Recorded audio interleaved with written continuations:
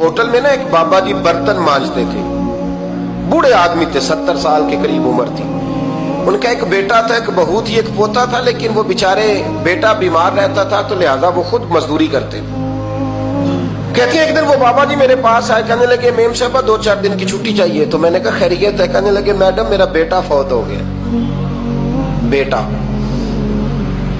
آپ کو پتہ ہے باپ کا جنازہ پڑھنا آسان ہے، بیٹے کا جنازہ اٹھانا بڑا مشکل کام۔ کہتی ہے میں کچھ لکھ رہی تھی، میرے ہاتھ سے قلم گر گیا، میں نے خود گاڑی بھیجی، بابا جی گاؤں چلے گئے جہاں وہ رہتے تھے۔ کہتی 2-3 دن کے بعد میں اور میرا شوہر گئے تو رستے میں ہم باتیں کر رہے تھے کہ کیا تعزیت کریں گے، ایک ہی بیٹا تھا، کوئی رشتہ دار بھی نہیں، تو اس کی تو کائنات اجڑ گئی، کن لفظوں سے اسے تعزیت کیا کہیں گے۔ کہتے جب ہم گئے تو وہ ٹوٹی ہوئی چٹائی پہ بیٹھا تھا، کچھ لوگ قریب تھے، ہم نے جا کے کہا بابا آپ مسلمان ہیں، ہم آپ کو کیا نصیحت کریں، ایک ہی بیٹا تھا، کہ کس طرح کر کے ہم آپ کو تسلی دیں۔ تو کہتے ہیں اس نے آنکھیں کھولی، بوڑھی آنکھوں میں ایمان کی روشنی، کہنے لگا بی بی کیا تعزیت کی بات کرتی ہو، میں نے کوئی پیسے جمع کرا کے بیٹا لیا تھا، خدا نے فضل سے دیا تھا، عدل سے لے گیا ہے، میں اپنے رب کے فیصلوں میں بڑا راضی ہوں۔ اللہ اکبر۔ وہ خاتون کہتی ہے کہ وہ بابا جی سے میں نے کہا کہ چلو آپ 1 مہینے کی چھٹی کر لے، تو کہنے لگا نہیں میڈم میں مسلمان ہوں، مفت کی روٹی نہیں کھاتا، مزدوری کر کے کھاتا ہوں، میں انشاءاللہ 2-3 دن کے بعد کام پہ آ جاؤں گا۔ کہتے ہیں وہ چند دنوں کے بعد آ گیا، اللہ کی قدرت کے ابھی 2-3 ماہ گزرے تھے، پھر آیا، میڈم چھٹی چاہیے کچھ دنوں کی۔ میں نے کہا خیریت ہے؟ کہنے لگے وہ میری بہو بھی ہارٹ اٹیک سے فوت ہو گئی۔ کہتے اب میں بھی تڑپ گئی اور عیسائی ہو کہ میری آنکھوں میں آنسو آ گئے۔ میں نے کہا گھر کا دروازہ بند ہو گیا، اب یہ بیچارہ کیا کرے گا؟ وہ اپنے شوہر کے غم میں ہارٹ اٹیک سے فوت ہو گئی۔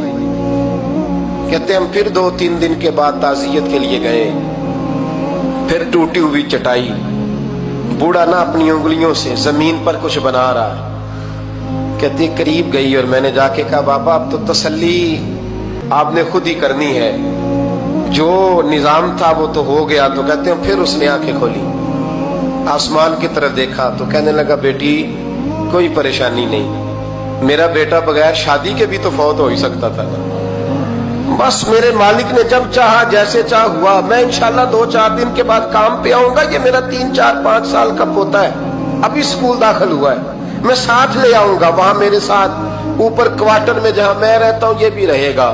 کبھی کبھی میں دیکھتی چھت پہ کھڑے ہو کے کہ دادا گھوڑا بنا ہوا ہے اور پوتا سواری کر رہا ہے، وہ سویرے اٹھتا اس کو سکول چھوڑ کے آتا، شام کو لے کے آتا، پیار کرتا، محبت کرتا۔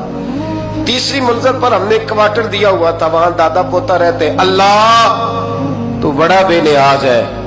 کہتی ہے اقبال ایک دن نا پوتا اوپر والی منزل پہ کھیل رہا تھا، اس کا پیر پھسلا، وہ گردن کے بل زمین پہ گرا، مجھے خبر ہوئی تو میں دوڑی، ایمبولینس منگائی، خون سے لتھڑے ہوئے اس بچے کو دادے نے اپنی گود میں رکھا، اور جب ہم ہسپتال کی طرف گئے تو ہاسپٹل بعد میں آیا، جناب اسرائیل پہلے آ گئے، اور کہتے ہیں وہ گود میں دم توڑ گیا۔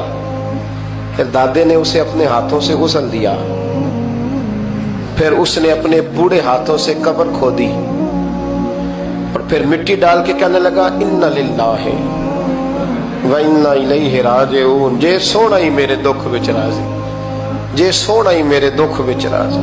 پھر سکھ نو چلے ڈاواں، کہتے ہیں وہ مٹی ڈالی اس نے، اور جب وہ واپس پلٹا تو میں بازو سے تھام کے ہوٹل قریب لائی، اور میں نے اس کے قریب کہا کہ بابا تو ٹوٹ گیا ہے، تو بکھر گیا ہے۔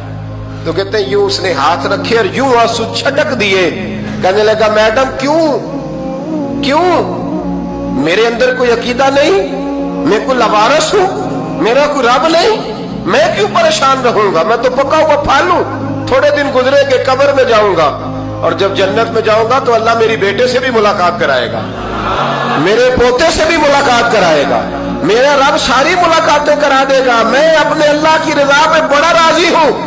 وہ خاتون کہتی ہے میرا اور میرے شوہر کا کلیجہ پھٹنے لگا۔ میں نے کہا بابا یہ جذبہ کہاں سے ملتا ہے، یہ سکون کہاں سے آتا ہے، یہ کیفیت کیسے ملتی ہے؟ مجھے کہنے لگا تو نے لینی ہے؟ میں نے کہا تو کہنے لگا تو بھی گنبد خضرا والے نبی کا کلمہ پڑھ جا، اللہ تجھے سکون عطا کرے۔